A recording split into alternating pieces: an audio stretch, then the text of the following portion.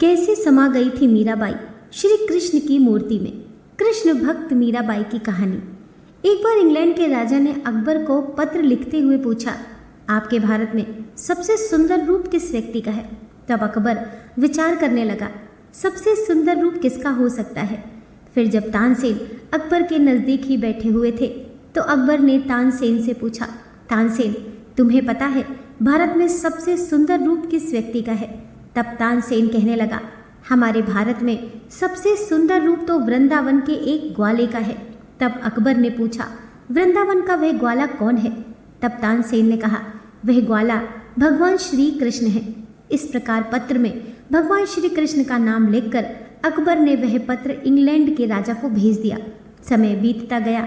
फिर एक दिन अकबर ने तानसेन से पूछा, तानसेन तुम कहते हो भगवान का रूप बड़ा ही मनमोहक होता है, सारी दुनिया उनसे प्यार करती है, परंतु क्या ऐसा भी कोई इंसान है जिसे भगवान प्यार करते हैं। तब तानसेन ने कहा, अवश्य महाराज, इस दुनिया में ऐसे कई इंसान हैं जिन्हें भगवान प्यार करते हैं। तानसेन की बात सुनकर अकबर ने कहा, अगर हो सके तो मुझे उन्हीं में से एक इंसान के दर्शन कराओ। तानसेन कहने लगा, महाराज आपको उस इंसान के दर्शन मैं अवश्य कराऊंगा जिससे भगवान बहुत प्यार करते हैं, परंतु महाराज इसके लिए आपको मेरी एक शर्त माननी पड़ेगी। आपको मेरे साथ अपना भेष बदल कर चलना पड़ेगा। अकबर ने कहा, ठीक है, इसके लिए मैं अपना भेष बदलने के लिए भी तैयार हूँ। इस प्रकार तानसेन और अकबर ने अपना रूप बदल लिया। अब वे दोनों धीरे धीरे दिल्ली से चलते हुए चित्तौड़ तक आ गए। चित्तौड़गढ़ पहुंचकर उन्होंने एक आदमी से पूछा, यहाँ पर भक्त मीराबाई का महल कहाँ है। तब उस आदमी ने बताया, यहाँ से जो दूर वह महल दिखाई दे रहा है वहाँ पर ही भक्त मीराबाई रहती हैं। फिर वे दोनों साधु का भेष बनाकर मीराबाई के महल के दरवाजे पर आए। वहाँ दरवाजे पर एक पहरेदार खड़ा था। उसने उन दोनों को रोक लिया और पूछने लगा, आपको किससे मिलना है। तो उन्होंने कहा, हम भक्त मीराबाई के दर्शन के लिए बड़ी दूर से चलकर आए हैं, हमें उनके दर्शन करने हैं। तब उस पहरेदार ने कहा, अरे मीराबाई यहाँ पर नहीं रहती हैं, वो तो सारे दिन गिरधर गोपाल के मंदिर में ही रहती हैं। तुम्हें उनके दर्शन करने हैं तो वहाँ चले जाओ। उस पहरेदार की बात सुनकर अकबर और तानसेन गिरधर गोपाल की तरफ जाने लगे। जैसे ही वह मंदिर में जाने लगे तो उन्होंने देखा कि एक छोर पर बैठी हुई मीराबाई अपनी आंखों से आंसू बहा रही थी। उसकी ये दशा देखकर बादशाह अकबर दंग रह गया। वह मीराबाई का तेज देखकर हैरान रह गया। वह सोचने लगा, एक साधारण इंसान में इतना तेज कैसे हो सकता है। पर तानसेन की बात मानकर अकबर कोने में बैठ गया। थोड़ी देर बाद मीराबाई के नेत्र खुले तो उसने देखा कि दो साधु मेरे पास आए हैं। फिर बड़े ही मान सम्मान के साथ मीराबाई ने उन दोनों महापुरुषों की सेवा की। अकबर तो शांत रहा, परंतु तानसेन ने मीराबाई से कहा, मुझे भजन गाना आता है, क्या मैं आपके गिरधर गोपाल को एक भजन सुना सकता हूँ। तब मीराबाई ने कहा, अवश्य सुनाओ। तब तानसेन ने एक बड़ा ही सुंदर भजन गाकर सुनाया। फिर उस भजन को सुनकर मीराबाई बहुत प्रसन्न हुई। वे कहने लगी, आप दोनों कुछ समय यहीं पर विश्राम कीजिए। तब उन्होंने कहा, नहीं नहीं, हमें वापस जाना है, हम फिर कभी आपके गिरधर गोपाल के दर्शन करने आएंगे। जब वे दोनों जाने ही वाले थे तब अकबर के मन में एक विचार आया। उसने अपने गले की महंगी से महंगी मोतियों की माला उतारकर गिरधर गोपाल को भेंट करने की कोशिश की। तब मीराबाई कहने लगी, अरे इसकी आवश्यकता नहीं है, मेरे गिरधर गोपाल तो सिर्फ भक्ति और प्रेम के भूखे हैं। तुम ये मोतियों की माला अपने साथ वापस लेकर जाओ। तब अकबर जिद करता हुआ कहने लगा, मेरी इच्छा है कि मैं इसे गिरधर गोपाल के चरणों में भेंट करूं। इस प्रकार बादशाह अकबर गिरधर गोपाल को अपनी वह मोतियों की माला भेंट करके वापस चला गया। थोड़ी देर बाद मीराबाई ने उस माला की सफाई करके भगवान श्री कृष्ण के गले में पहना दी।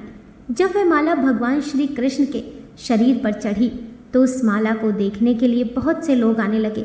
इतने में मीराबाई की ननद उदाबाई भी वहां आई। जब उसने वह महंगी मोतियों की माला देखी तो वह आश्चर्य में पड़ गई। वह सोचने लगी, अवश्य कोई राजा यहाँ पर आया है, हो सकता है मेरी भाभी का किसी राजा के साथ गलत संबंध हो। ऐसा सोचकर वह अपने भाई के पास गई। राणा विक्रम को जाकर कहने लगी, भैया मैंने देखा है कि अभी अभी कोई व्यक्ति मीराबाई के गिरधर गोपाल को माला चढ़ा कर गया है, आप जल्दी से जाकर पता लगाओ। आखिर वह कौन है? अब राणा विक्रम तो वैसे ही मीराबाई से द्वेष भाव रखता था। वह जल्दी से गिरधर गोपाल के मंदिर में गया और जब उसने वह मोतियों की माला देखी और जैसे ही वह माला को खींचने का प्रयास करने लगा तो अचानक से वह माला टूटकर मीराबाई के नज़दीक आकर गिर पड़ी। राणा विक्रम इतना मूर्ख था, ये चमत्कार देखने के बाद भी उसका मन भक्ति से नहीं भरा। उसने वह माला मीराबाई के हाथ से खींच ली और उसे अपने महल में लेकर आया। जब उसने महल में आकर उस माला को देखा तो माला को देखकर हैरान रह गया। उसके हर मोती पर बादशाह अकबर का नाम लिखा हुआ था। वह क्रोधित होकर सोचने लगा कि मीराबाई हमारे दुश्मनों से मिल गई है, इसीलिए उसने अकबर की ये माला स्वीकार कर ली है। क्योंकि उस समय राजपूत और मुगलों में आपस में बड़ा ही युद्ध चल रहा था। उस माला को देखकर राणा का क्रोध और अधिक बढ़ गया। उसने विचार किया कि मैं अब मीराबाई को यहाँ से भगा दूंगा या उसे मार कर समाप्त कर दूंगा, क्योंकि पहले भी उसने मीराबाई को मारने के लिए बहुत बार प्रयास किए थे। मीराबाई को मारने के लिए एक बार राणा ने एक टोकरी में विषधर सांप डालकर भेजा था और सैनिक से कहा, मीराबाई को जाकर कहना ये शालिग्राम है। जैसे ही मीराबाई ने उस टोकरी को खोला तो वह विषधर सांप शालिग्राम के रूप में परिवर्तित हो गया। इसीलिए राणा को ये बात पता थी कि मेरा कोई भी प्रयास सफल नहीं हो पाएगा। इसीलिए उसने बड़ी ही युक्ति से एक उपाय निकाला। उसने मन में सोचा कि जो गिरधर गोपाल हैं वही मीराबाई की शक्ति हैं। क्यों ना गिरधर गोपाल की मूर्ति को ही मंदिर से निकालकर नदी में फेंक दिया जाए। जैसे ही वह मूर्ति टूट जाएगी उसे देखकर मीराबाई भी अपने प्राणों को नदी में समाप्त कर देगी। ऐसा विचार कर वह क्रोधित होकर गिरधर गोपाल के मंदिर में आया और मंदिर में पहुंचते ही उसने गिरधर गोपाल की मूर्ति को अपने हाथों में उठा लिया। पहले तो उसने बहुत प्रयास किया मूर्ति को उठाने का, पर मूर्ति टस से मस नहीं हुई। परंतु पुनः क्रोधित होकर उसने 3-4 सैनिकों को आगे लगाया। तब उन्होंने मिलकर उस मूर्ति को मंदिर से निकालकर चित्तौड़ के तालाब में फेंक दिया। जैसे ही वह मूर्ति गिरी तो मीराबाई के प्राण सूख गए, क्योंकि बिना भगवान के भक्त कैसे रह सकता है। फिर जिस तालाब में वह मूर्ति फेंकी गई, इस तालाब में मीराबाई ने भी छलांग लगा दी। जैसे ही मीराबाई ने उस तालाब में छलांग लगाई तो गिरधर गोपाल की मूर्ति भी मीराबाई के हाथों में आ गई। अब एक और चमत्कार हुआ। वह इतना अलौकिक चमत्कार था जिसके विषय में राणा ने सोचा भी नहीं था। जब मीराबाई ने चित्तौड़ के तालाब में छलांग लगाई थी तो उसे निकलना भी चित्तौड़ के ही तालाब से था, लेकिन वो जाकर निकली वृंदावन की यमुना नदी के अंदर से, जहाँ पर भगवान श्री कृष्ण का निवास था। जब मीराबाई ने बाहर निकलकर देखा तो वह आश्चर्यचकित रह गई। वह सोचने लगी कि मैंने छलांग तो चित्तौड़ के तालाब में लगाई थी और बाहर यहाँ वृंदावन में यमुना नदी से निकल रही हूँ। फिर मीराबाई समझ गई कि ये भगवान श्री कृष्ण का ही प्रताप है। वह मूर्ति को लेकर बाहर आई। अब तो वह वृंदावन में रहकर भगवान श्री कृष्ण की उपासना करने लगी। जब राणा विक्रम को ये बात पता चली तो वो बड़ा क्रोधित हो गया। उसने बहुत प्रयास किए मीराबाई को पुनः चित्तौड़ लाने के, क्योंकि वो नहीं चाहता था कि समाज में उसकी बुराई हो।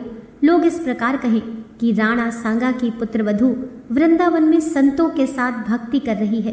राणा विक्रम तो यही चाहता था कि मैं मीराबाई को पुनः अपने महल में लेकर आऊं और महल में लाकर उसे अनेक प्रकार की यातनाएं दूं। उसका ये प्रयास भी सफल हुआ।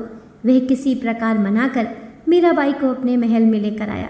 अब तो उसने बड़े प्रयास किए मीराबाई की भक्ति में विघ्न डालने के, परंतु जिसका परमात्मा में विश्वास होता है उसकी भक्ति तो सफल हो ही जाती है। मीराबाई जब बहुत परेशान हो गई तब उसने तुलसीदास जी को पत्र लिखकर पूछा, इस स्थान पर रहकर मेरी भक्ति में बड़े ही विघ्न आते हैं, आप कोई ऐसा उपाय बताइए जिससे मेरी भक्ति सफल हो सके। तुलसीदास जी ने पत्र में लिखकर कहा, जिसको भगवान राम से प्रेम नहीं है ऐसे सगे संबंधियों का त्याग करने में ही भलाई है। तुलसीदास जी की बात मानकर मीराबाई अब द्वारका नगरी में आ गई। जैसे ही मीराबाई ने चित्तौड़ का त्याग किया तो चित्तौड़ में दुखों का पहाड़ टूट पड़ा। अब तो आए दिन मुगलों की सेना चित्तौड़ पर हमला करने लगी। लोग बहुत ही दुखी हो गए। कई स्त्रियों के सुहाग उजड़ गए। कई ब्राह्मणों ने आकर राणा विक्रम से कहा, आपने भगवान के भक्त को रुष्ट किया है, जाकर मीराबाई को पुनः मना कर वापस लेकर आओ, अन्यथा हमारा चित्तौड़ बर्बाद हो जाएगा। राणा ने ब्राह्मणों की बात मानकर कुछ विद्वान ब्राह्मणों को द्वारिकापुरी भेजा। वह मीराबाई को मनाने गए। मीराबाई ने कहा, अब मेरा स्थान यही है, अब यहीं पर रहकर मैं भगवान श्री कृष्ण की भक्ति करूंगी।